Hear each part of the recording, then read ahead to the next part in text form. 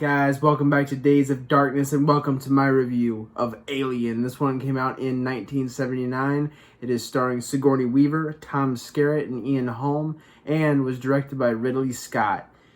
Holy shit, dude. This is one of the most influential horror films of all time. There's no real way to dance around it, and me, kind of leading you on and, leaving you in suspense of what I think about this movie, to me, is kind of pointless, because obviously everyone has their own tastes, but it is rare. It is very rare to run into somebody who says, nah, especially really horror fans. Obviously, if you're poo-pooing horror, first of all, how are you watching this?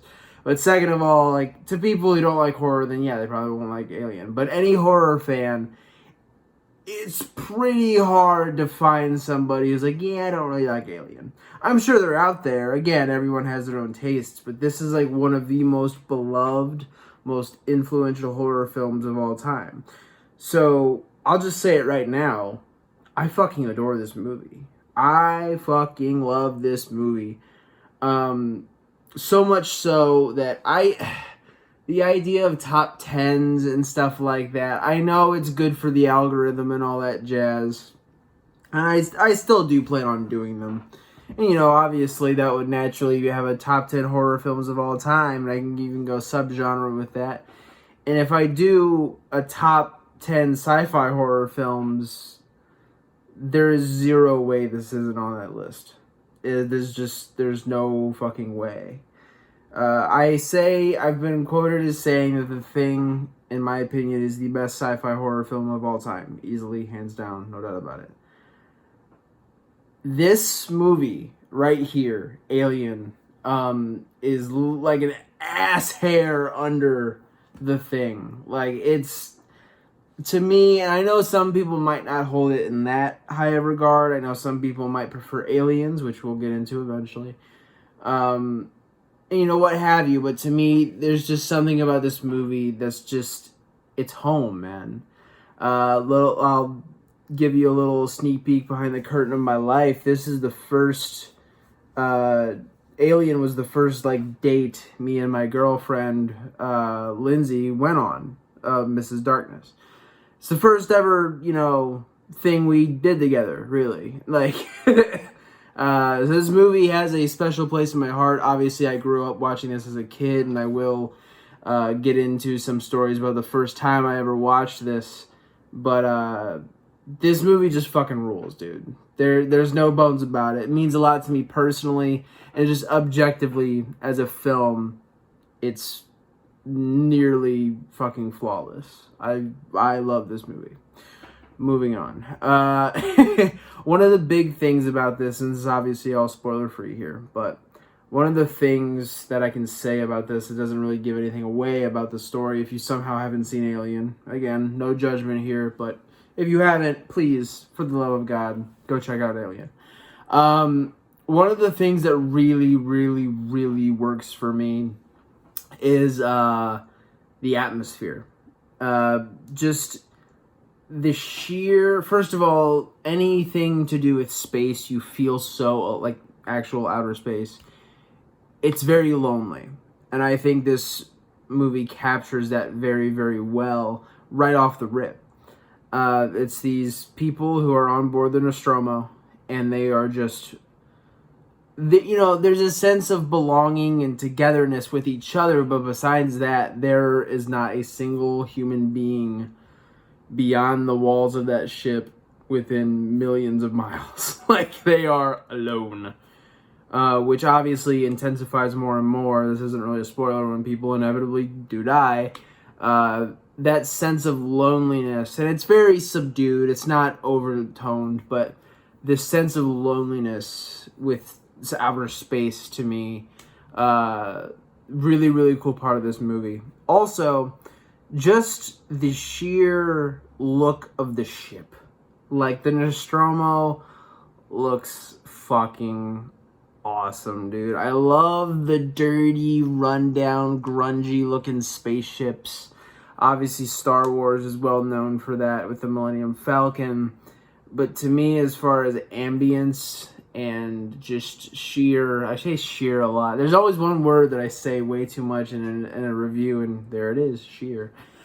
But anyways, just the way this ship looks and how it sounds, and just, it's such a fucking cool ship, dude. It's seriously one of my favorites. It's probably my favorite movie spaceship ever.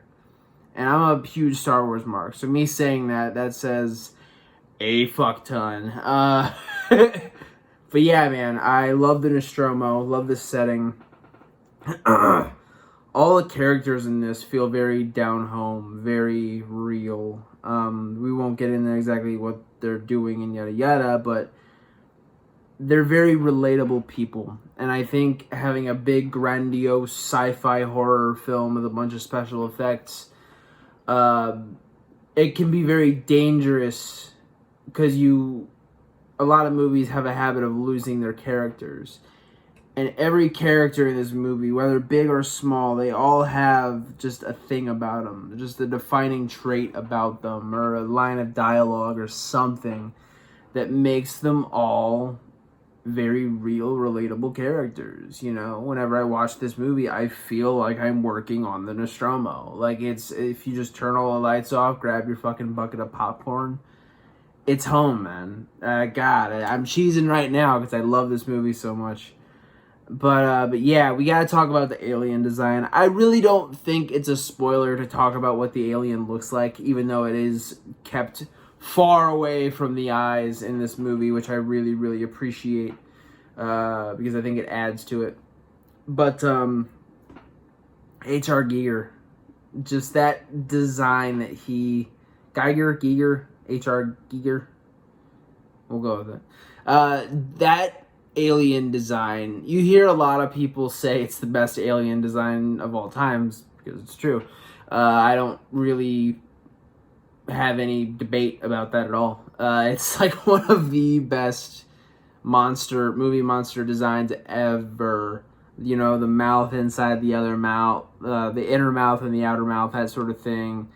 Just the little detail that it has no eyes is so creepy to me. I remember as a little kid, I know there's some designs where you can see like a skull underneath it. I don't really like that too much. I like a little translucency with my xenomorphs on the dome, but not to the point where you can see like a skull. I just think it's kind of cheesy looking.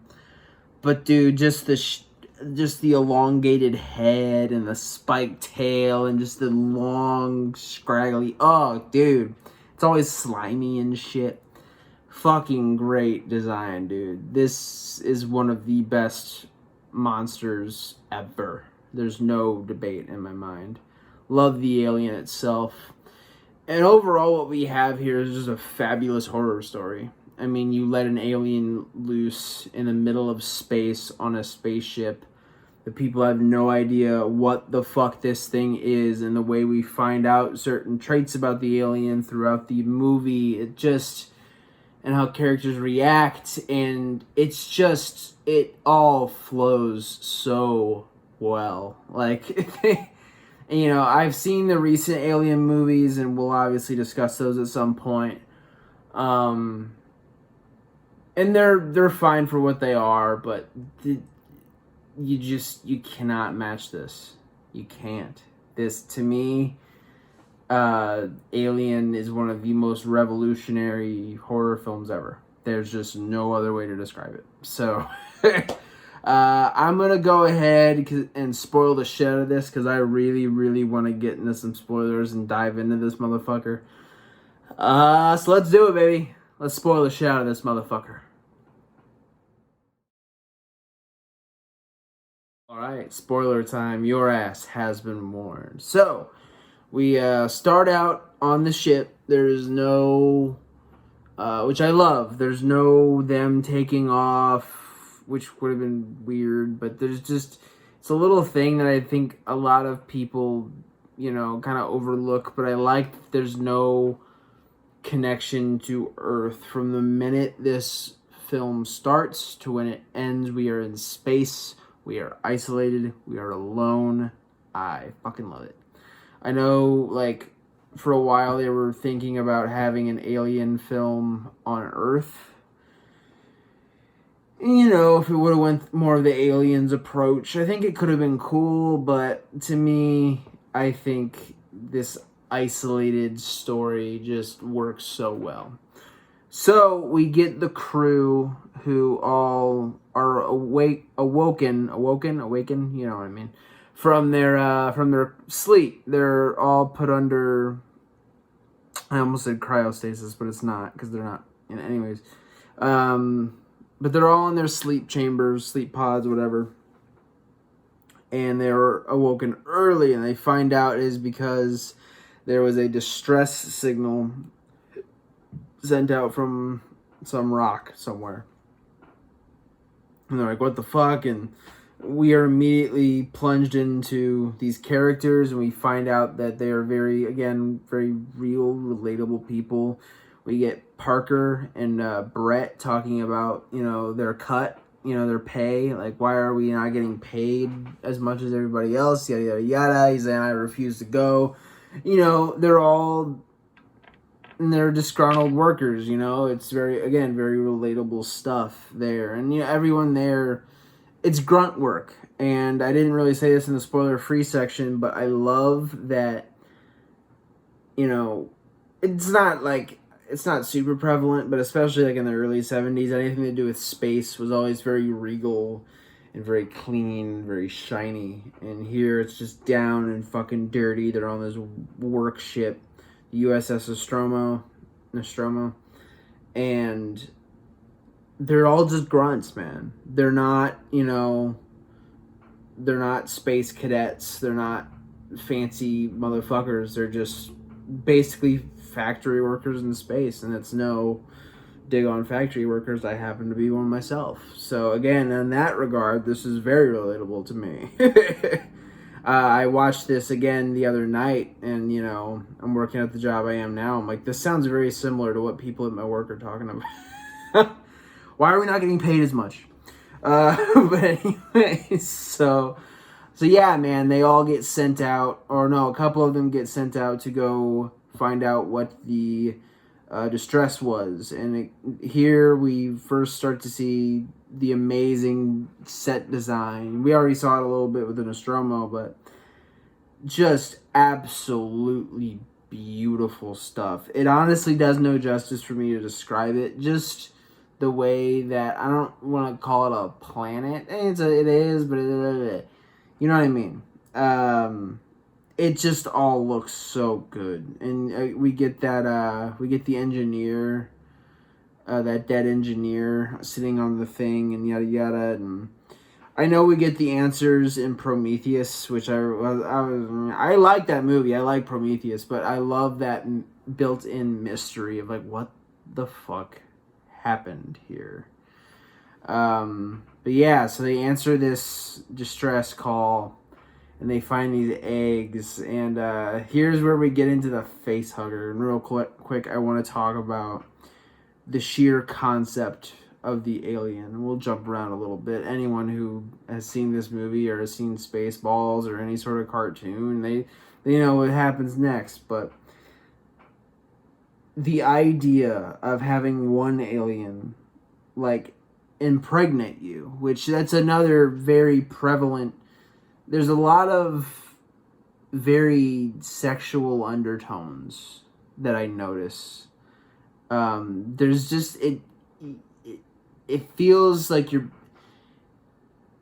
almost feel violated watching this in some way, and not in like a disgusting, gross way, but just the sheer invasion. I mean, being impregnated, I don't have to really get into all of that, but just the idea of having this outerworldly being attach itself to your face, stick something down your throat, and impregnate you with an egg is fucking terrifying.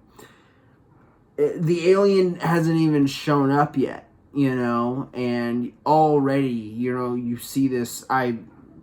We'll get in through, we'll jump around a little bit. Facehugger pops out, busts through Kane's mask. Not the wrestler, the spaceman. Busts through Kane's mask, which is not his mask, his fucking space helmet, which those things are pretty fucking durable, which immediately displays the strength of these things, that they're able to force their way through something like that. But man, dude, seeing that thing just, and it's so quick, it's so sudden. It's just, he looks in the egg and just boom. Oh god, fucking that's honestly, like, when I think about what, like, putting myself in this world, that is the most terrifying thing about this movie. The alien itself is fucking pants-shittingly disturbing and terrifying on its own, but just imagining having that thing just wrap itself around your neck and latch itself to you.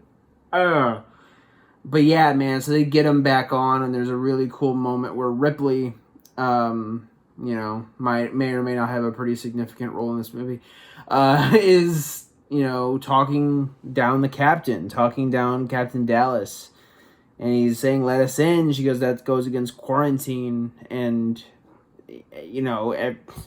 they fucking get in anyway when Ash lets them on board. And there's a little bit of tension between parties there, because Ripley's going straight by the book. She's like, you could fucking kill us all. We don't know what the fuck this thing is. And it turns out that would have been the right move, because at least some people would have died, unfortunately, but at least more people than just her would have survived. We're in the spoiler section. Sorry. Everyone fucking dies in this movie, besides Ripley. But yeah, man, so they get on the ship anyways, and just, again, seeing, they're trying to get this thing off of Kane, and, it wraps itself. They try and, like, go get at it with, like, pliers of some kind, and you see that tail just kind of tighten around his neck.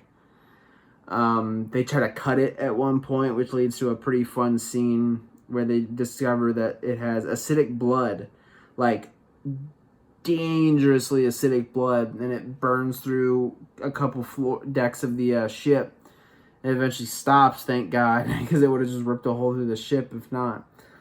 But yeah, man, intense stuff. Eventually, they come into the room and just realize that that it's gone.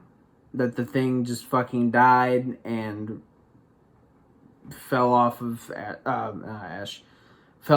Kane's face. And so they're like, oh, okay.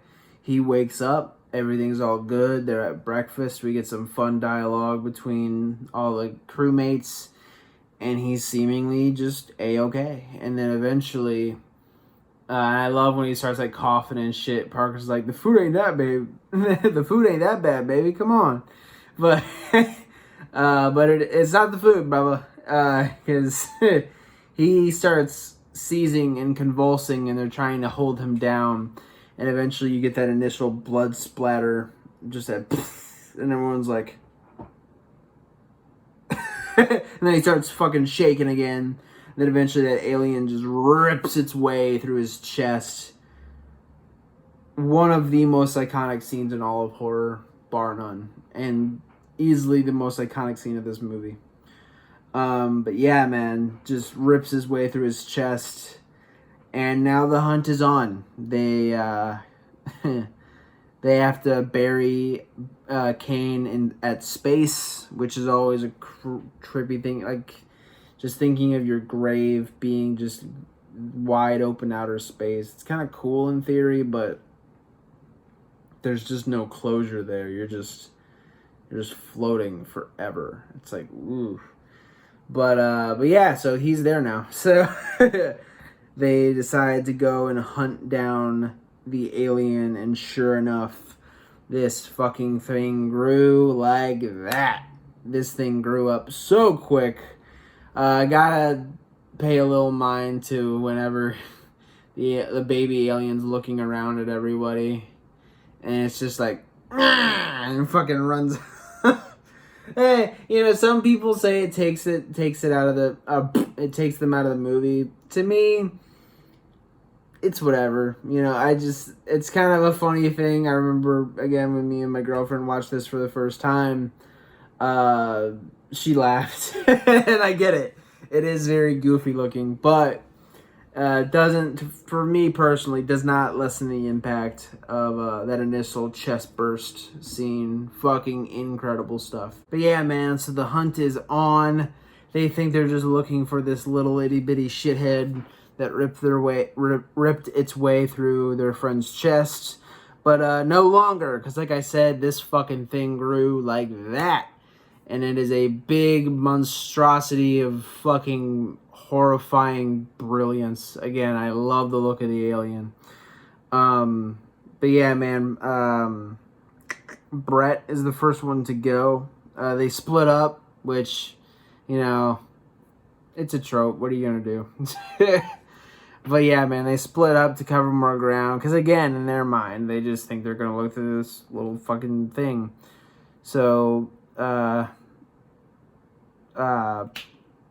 Brett, sorry, I don't know why I fucking forgot his name for a second.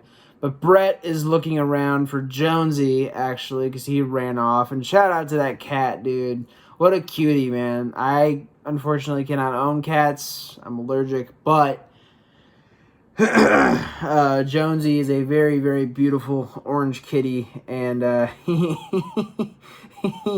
he kind of adds a little layer of unintentional comedy to this, because he eventually does find Jonesy, but behind him the alien lowers itself from the ceiling, and Jonesy is just like looking at this fucking thing and hissing and like, oh, and all that shit. And Brett's like, what the fuck is wrong with you, dude? And then he looks around, and this fucking alien grabs his head, and we get that awesome face bite, just boom. And very graphic stuff here. Very brief, very, very brief. But if you slow-mo it like I have, admittedly, because I'm a sick weirdo, is just his hat just gets plunged by this inner mouth. And when he comes out, just all his brains just fucking spill out. Again, it's a blink and you miss it thing, but then he gets lifted up into the ceiling and we just see Jonesy just looking. He's like, shit. And he fucking runs off to do the cat shit. Very, very apathetic is young Jonesy, but still a very, very cute cat. But anyways, so he's gone. They discover that they are dealing with something not little anymore. This thing grew very, very quickly, and the madness ensues from there. Wanted to, obviously, and we're not going to stay here forever and recap the entire movie. Lots of very cool stuff in between here, but I wanted to talk about two things. First of all, the decision to kill off Dallas. Not only that, but the idea of not really knowing who the main protagonist is.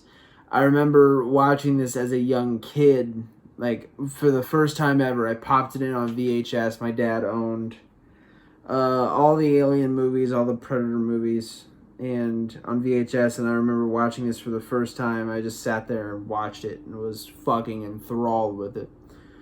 This is like right in my beginning stages of horror, where I liked like cooler stuff like Predator and Alien and stuff. I liked more sci-fi horror.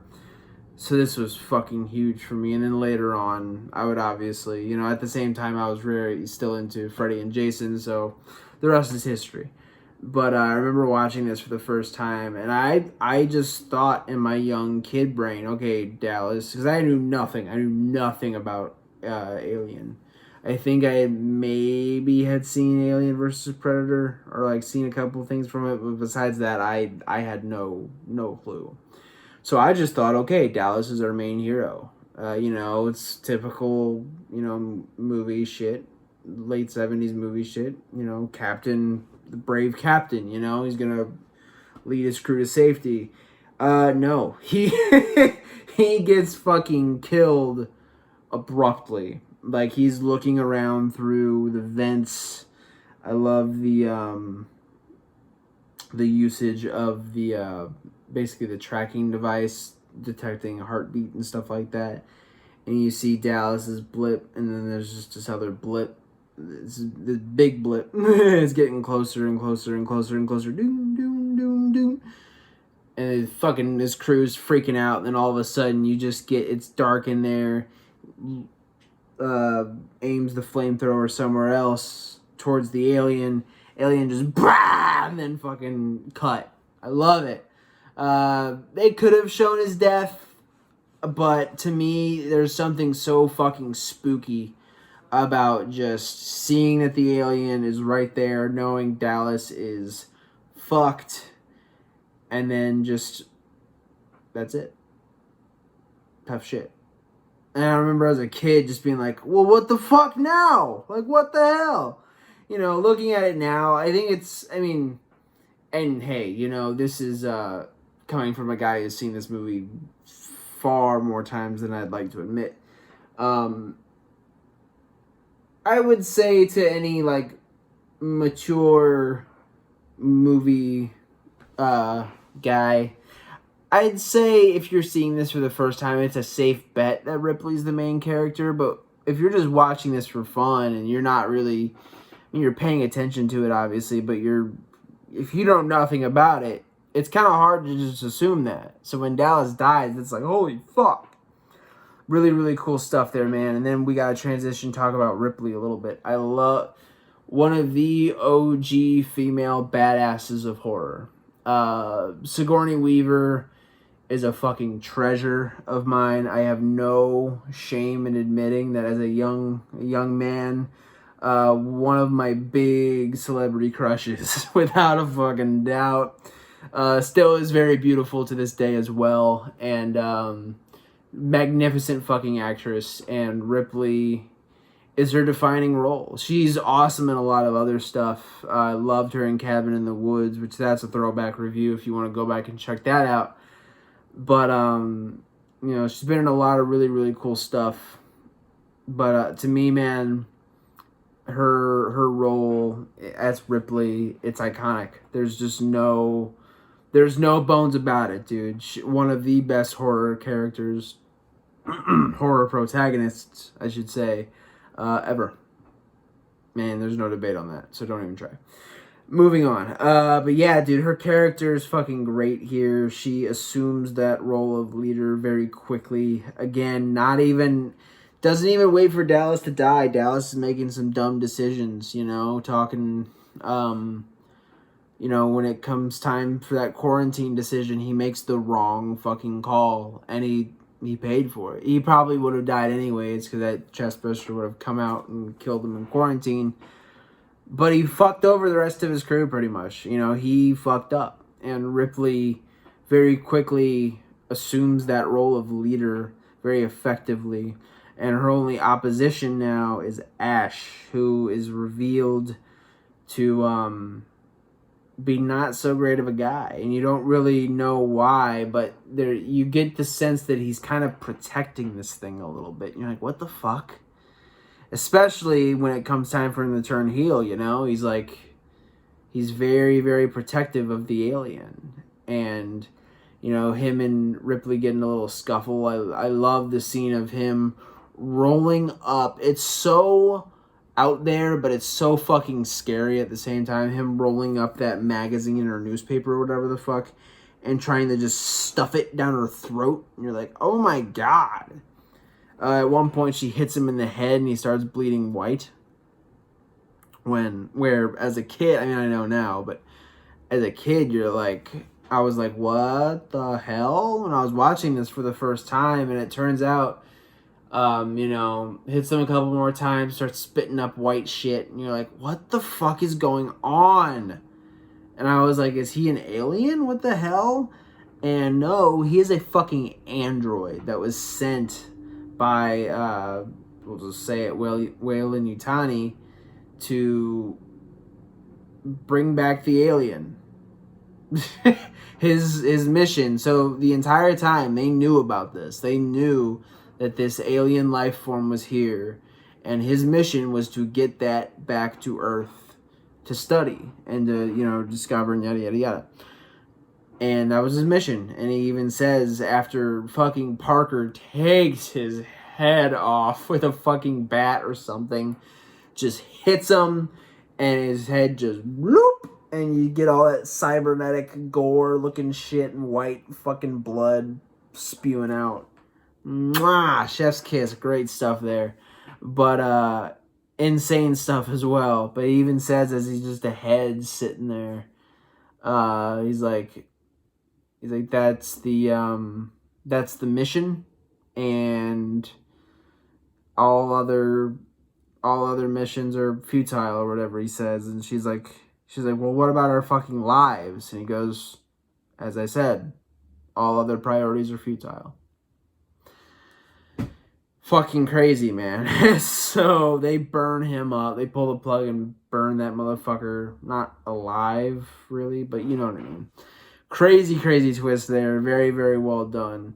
It's cool to, look back and see just some of his mannerisms. And, I even noticed on this rewatch, I mean, I've noticed this a couple times. It's been a while, but I saw that, when they wake up, his breathing starts very suddenly.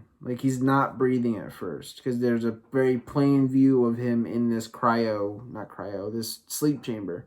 Then all of a sudden he's just not breathing, and then, it's like he's booting up. It's very, very subtle stuff, dude. Ian Holmes, fucking amazing. But yeah, man, so then it's now just Ripley, Lambert, and Parker, and it's time to just blow this motherfucker up. They're like, fuck it. They're gathering some supplies. Parker and Lambert both get picked off. We get another gnarly head bite, and again, another very uncomfortable scene of the alien's tail just coming up between Lambert's legs, and she's crying and screaming. And nothing is shown. It's not overt. It's very implied what happens to her, but there's nothing. And, I don't even necessarily think that what you may think is what happened. I'm sure she just got stabbed in the back or something fucking crazy like that. But it's left up to interpretation. You just see that fucking tail just kind of gliding up the inside of her leg. And, whatever happens is whatever happens. No one really knows. I like to think they wouldn't do that. It's just kind of unfitting for this movie. Doesn't really fit, in my opinion. But, again, it's that imagination thing. It's one of the things that works about, a Texas Chainsaw Massacre, is it's all left up to imagination, which I thought was really cool. Again, while we're talking about that, I got to talk about the fact that this movie takes the Jaws approach, where you barely see the monster. The alien is always, except for the final act, the alien is very, very much obscured. There's a lot of close-ups of him, or him, her. I guess it's technically a she, because aliens asexually reproduce. So I would imagine that, whatever. I wouldn't say they asexually reproduce, but they all have capability of turning into a queen, yada, yada, yada. I've done way more xenomorph research than I care to admit. Anyways, so this thing is mostly shown in close-ups. You get the teeth chattering with the second mouth coming out, and just stuff like that. And I thought it's such an effective way to show your villain, is to barely show them. I always love when films do that. And this one did it very, very well. So yeah, man, Parker and Lambert are dead, and now everyone is fucking dead besides Ripley. And we get an amazing, amazing, amazing last act here with Ripley running around the ship, initiating the self-destruct sequence, hearing that thing just count down constantly as she's doing everything else tries to get in one escape pod. The alien is blocking the way, which enables her to rescue Jonesy, which was cool. What a cool move on Ripley's part, saving the cat. And the cat does survive this movie, but manages to get in another escape pod in the nick of time. And then, yeah, the Nostromo fucking blows up, dude. Presumably with the alien inside, but no. The alien is still what managed to get itself onto the escape ship with Ripley. Get another amazing sequence here. Again, me talking about it is not going to do it justice. We get to see Sigourney Weaver in her underwear, which that should speak for itself. but no, in all seriousness, lots of tension here, man. I love the scare of her just working on something and then boom, alien hand. You're like, fuck. And yeah, man, the battle continues. It ends with her hiding and she's able to get into a spacesuit and blows this motherfucker out the window. Still sticks around. She shoots him with a grappling hook in the chest. He latches on to the I keep saying he, the fucking alien. The alien latches itself onto this engine thing, the fiery part of a rocket ship. I don't know, fucking know. But he latches himself onto that, and she hits the gas and fucking blows him away, which kind of speaks to the power of the alien, because any other being, that motherfucker would have just exploded. But not the alien, dude. He just gets fucking blown away, but he's still intact. For all we know, he's still fucking alive. Just crazy, crazy stuff. But Ripley wins this fight. It ends with her doing her final log for the Nostromo, basically saying everyone else is dead but me. Hopefully help will come find me. And someone will hear this eventually. Which leads us directly into Aliens, which we'll talk about another time on Days of Darkness. But for now, man, that'll do it for Alien. Dude, this fucking movie rules. Me, briefly running down the plot and talking about some of the things I really, really, really love in this movie does not do it justice. This fucking film is incredible. It's very, very hard to top. They don't make them like they used to, dude. That's very, very true. This film is timeless. This film has so much charm. It's just fucking great, dude. Absolutely love it. Please, please, please go check it out. And without further ado, that'll do it for the review portion of the video. But you know what we gotta do now, baby. We gotta get into the blood, the guts, and the gory bits. We gotta get into my kill of the film. Stick around.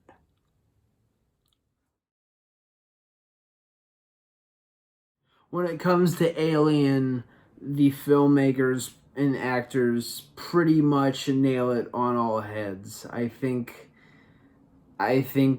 this movie is damn near fucking flawless. It has its little problems here and there, mostly visually, with the alien, but that is few and far between. I can only really think of 2 shots that honestly I'm like, it's, the little baby alien running away, and there's a scene between Parker and Lambert's death where the alien is just kind of doing this, where I was kind of like, but other than that, man, again, very fucking small, minor nitpick there. This fucking movie does everything very, very well. And one of the things it does very, very well is the fucking kills. So let's get into it, man. Not an over-the-top splatterfest, but when it wants to go there, it fucking goes there. We all know what I'm going to be talking about here at the end. It's a foregone conclusion, but let's highlight some of the other stuff here, man. Again, I love Dallas's death, just that very sudden jump of discovering, oh yeah, he's screwed, and then, with the alien just almost playing like a peekaboo type thing. Very fucking sinister, very creepy, very scary. Just that loud screech with the cameras cutting off. fucking awesome. You don't see anything.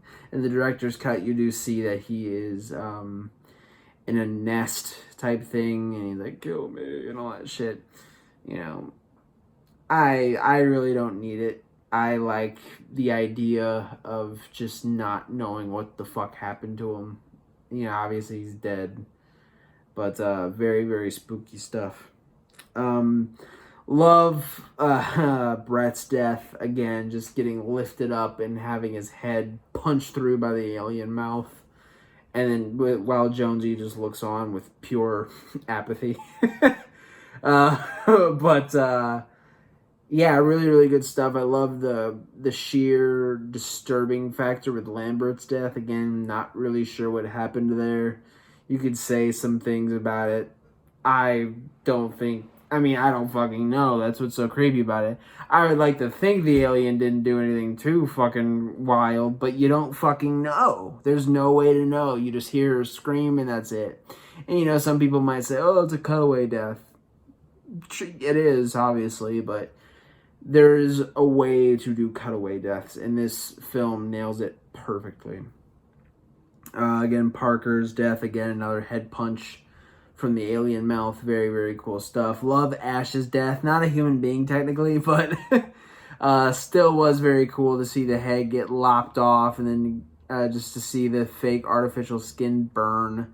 And you see that weird plastic skeleton that he has. Very, very wild, cool visual effects there. But man, obviously it has to go to fucking Kane, dude. The chest burster, man.